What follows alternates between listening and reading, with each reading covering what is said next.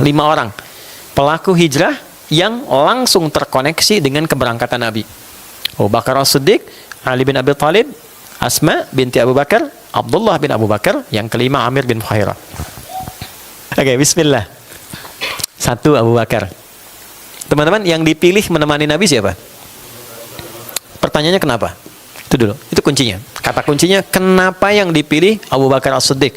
Bukan Ali bin Abi Thalib. Ali keponakannya Nabi, lingkaran Nabi, keluarga bait Nabi. Yang dipilih Abu Bakar.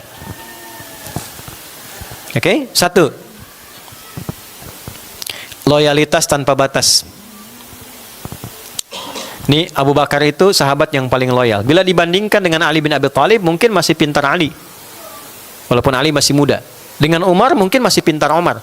Tapi Umar duluan yang dipilih menemani Abu Bakar. Teman-teman, saya coba dalami sedikit. Kesimpulan pertamanya, beliau itu adalah orang yang paling cinta dan loyal pada Nabi tanpa batas. Saya gambarkan ya. Saat Nabi butuh harta, dukungan materi di dalam perjuangan, beliau bahkan sampai titik terhabisnya, titik terakhirnya. Yang Nabi perlukan apa? Saya berikan. Jalan hijrah nih teman-teman. Itu ke depan, ke belakang, ke kanan, ke kiri. Nabi paham, tapi Nabi konfirmasi supaya terdengar di lisannya langsung, supaya viral ke kita. Untuk kasih contoh. Kenapa engkau ke depan, ke belakang, bolak-balik? Kira gelisah. Kata beliau, saya ingin memastikan kalau saya ke depan, Nabi aman di depan, jalannya itu lancar. Kalau ada pun jebakan atau sesuatu yang membahayakan, saya yang kena duluan. Kalau masih ada musuh yang mengejar, karena kan beliau dikejar, biar saya yang jadi korban duluan. Melindungi Nabi. Naik, masuk Gua Thur, itu beliau tes dulu lempar pakai batu, dalam sirah disebutkan, lalu masuk duluan. Dan masih mengulurkan tangannya ke satu lubang untuk mengetes. Statementnya sangat indah. Saya ingin memastikan tempat ini aman bagi engkau ya Rasulullah. Kalaupun ada binatang buas, aku yang terkena duluan. Ketika pemuda-pemuda 100 orang itu menguasai wilayah itu sampai naik ke atas, beliau yang menangis duluan. Bukan karena dirinya, karena khawatir Nabi ditemukan. Sampai Nabi mengeluarkan kalimat di surat At-Taubah, melegenda itu, jadi buku bahkan. Dr. Aid Al-Qarni menulis buku La Tahzan, kan? Dari kalimat itu, La Tahzan innallaha ma'ana. Nah, yang terbaik adalah, jika Anda ingin berhijrah, temukan teman yang mencintai Anda dan loyal bersama Anda dalam suka dan duka. Teman hidup dulu bawa di rumah. Selama ini menemani hanya untuk berumah tangga atau benar-benar saling mencintai dalam suka dan duka. Itu lihat. Bisa kelihatan. Ya, sebentar ya. Ada masalah ngeluh, Den. Nuntutnya banyak tapi nggak ngasih solusi hijrah. Kan berpartner. Sama-sama. Oke? Ke orang tua, kerabat, cari teman yang baik. Jadi hijrah itu nggak bisa sendirian. Cari guru yang betul-betul perhatian pada Anda, bukan hanya transfer pengetahuan. Kalau Anda menemukan yang seperti itu guru yang sangat baik. Ya, perhatikan, lihat perkembangan, tanya kabar, dia doakan. Kadang tanpa Anda tahu, dia konfirmasi, lihat, dia coba doakan. Guru yang baik. Bukan cuma ngajar dia pulang, tidak. Walaupun tidak salah, dia telah menunaikan tugasnya. Tapi kalau Anda dapat yang seperti itu luar biasa. Oke? 1. Jadi hijrah tidak bisa sendirian. Hijrah kita butuh partner yang betul-betul satu frekuensi dengan kita untuk menjadi baik. Makanya kalau teman-teman yang akhwat, yang perempuan, mohon dengan segala hormat ya, rasa sayang saya kepada Anda semuanya, Anda berubah nih, pengen misalnya pakai hijab dan sebagainya, maka bukan menjauhi, tapi mulai mengatur kegiatan itu supaya bisa menjaga hijab Anda. Ya, kalau Anda misalnya masuk lagi pada ya circle atau misalnya lingkungan yang menuntut Anda untuk melepas, ya lepas lagi. Ya, bagaimana caranya kita tetap bisa menggunakan itu sampai kita merasa istiqomah dan kita bergaul di lingkungan manapun bangga dengan hijab yang kita kenakan. Tanpa membatasi dengan siapapun kita bergaul. Bisa dipahami nggak? Ya, sama dengan teman-teman juga. Udah sholat, udah bagus, gaul dengan teman yang ngajak nggak sholat. Ya jadi nggak nyambung lagi. Ya tidak harus meninggalkan mereka, tapi kita punya komitmen sampai kita punya kemampuan, kalaupun diajak kita bisa ngajak. Jelas nggak? Itulah teman yang baik dalam suka dan duka. Jadi bukan teoritis saja, langsung digambarkan. Maka teman-teman coba lihat sirahnya Abu Bakar itu, supaya bisa belajar. Kedua, Ali bin Abi Thalib, masih muda. Ini cocok nih buat idolnya yang muda-muda teman-teman. Ya. Beliau pintar, bahkan levelnya jenius. Ya, tampan, menantu Nabi, keponakan Nabi. Tapi yang paling hebat yang bisa ditiru, beliau patuh pada keputusan Nabi. Ali, kamu tidur di tempat tidur saya ya. Itu kan yang diincar oleh para pengintai Nabi. 100 orang loh, pasukan khusus, taruhannya kematian. Abu Bakar yang nemani, Ali diminta tidur, menempati posisi tempat tidur Nabi. Resikonya kematian, gak ada pilihan. Saya baca beberapa referensi buku-buku sejarah, saya tidak pernah dapatkan Ali protes, gak ada. Misal Ali tanya, ya Nabi jangan saya lah, Abu Bakar aja yang tuaan dikit, saya kan enggak juga. Tetap beliau. Ya, jadi dia tinggal di situ, beliau di situ, sampai kemudian Allah tetapkan, oh ini bukan Muhammad SAW, sudah ditinggalkan. Artinya apa? Kalau Anda sudah mendapatkan arahan yang baik, apalagi Allah dan Rasulnya Anda baca dan sebagainya, jangan banyak tawar, kerjakan. Allah katakan, aqimus sholat kamu ya, sholat aja, gak usah ditawar. Oke? Nabi katakan, udah prioritaskan orang tuamu, prioritaskan ibumu, udah lakukan aja. Nanti lihat hikmahnya setelah itu. Anda jangan lihat saya sekarang seperti ini, tidak. Tapi pelajari juga bagaimana kita berusaha berbuat baik pada ibu.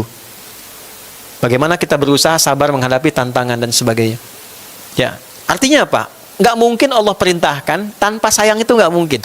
Kalau Allah kasih ujian pasti karena sayang. Kalau Allah kasih tambahan pasti karena sayang. Kalau Allah beri musibah pun pasti karena sayang. Karena hanya Allah yang punya sifat kasih dan sayang. Bismillahirrahmanirrahim. Anda baca 17 kali dalam sehari, tapi Anda nggak gunakan sifat kasih itu dalam kehidupan Anda.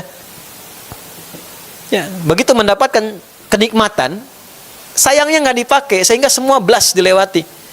Ketika kena ujian, langsung mengadu, tapi lupa menempatkan kasih Allah dalam ujian itu. Jadi kalau kita pakai Bismillahirrahmanirrahim, bahkan dalam musibah, dilapangkan hatinya, dikenalkan hikmahnya, ini loh maksudnya gitu. Maka dari situ yang ada kebahagiaan. Banyak orang dulu yang paham tentang ini, ketika diuji malah senang. Alhamdulillah ya Allah, Kau titipkan masalah ini padaku, bukan pada yang lain. Ini tanda Engkau perhatian padaku. Ya. Ya. Makanya kalau Allah perintahkan sholat, sholat aja. Jangan pernah ditinggalkan. Karena nggak enak kalau ditinggalin itu. Anda merasa nggak enak kalau ditinggal kan? Ya.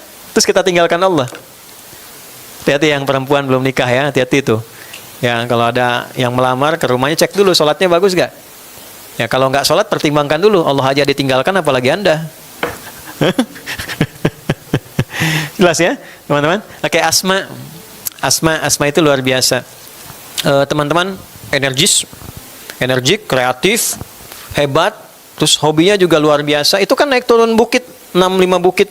Beliau nyiapkan makanan. Ya, teman-teman senang masak, misalnya bagus, silahkan masak yang bagus. Ya, terus berbagi. Yang hebat apa?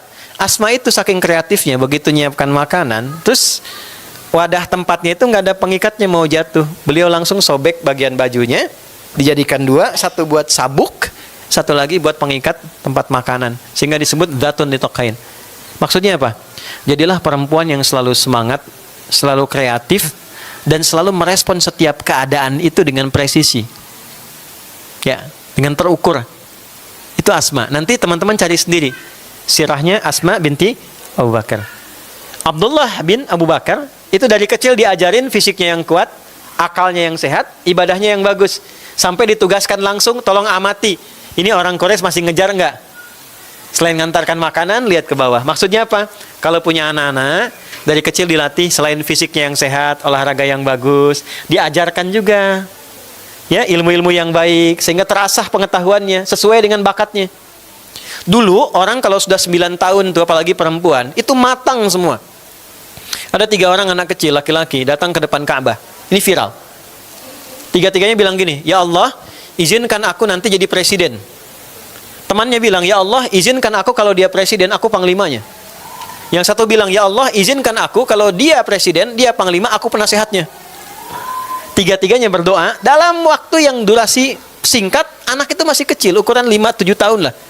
Ya, dewasanya, di masanya, 3-tiganya ini mendapatkan apa yang mereka harapkan waktu kecil. Satu jadi presiden, kedua panglima, yang ketiga penasehatnya. 3-tiganya jadi semua. Yang saya ingin katakan, di usia dulu, anak kecil itu visioner. Karena Islam mengarahkan orang tuanya seperti itu.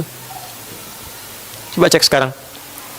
Anak-anak, teman-teman semua, anak-anak saya, anak-anak kita semua, kita punya tugas itu. Minimal jadilah seperti Abdullah bin Abu Bakar. Fisiknya bagus, ilmunya juga bagus, dan ibadahnya itu juga istimewa. Ya, ajarkan dari sejak dini ya, teman-teman tahu caranya masing-masing. Terakhir yang ketiga, Amr bin Fuhairah. Itu penghapus jejak.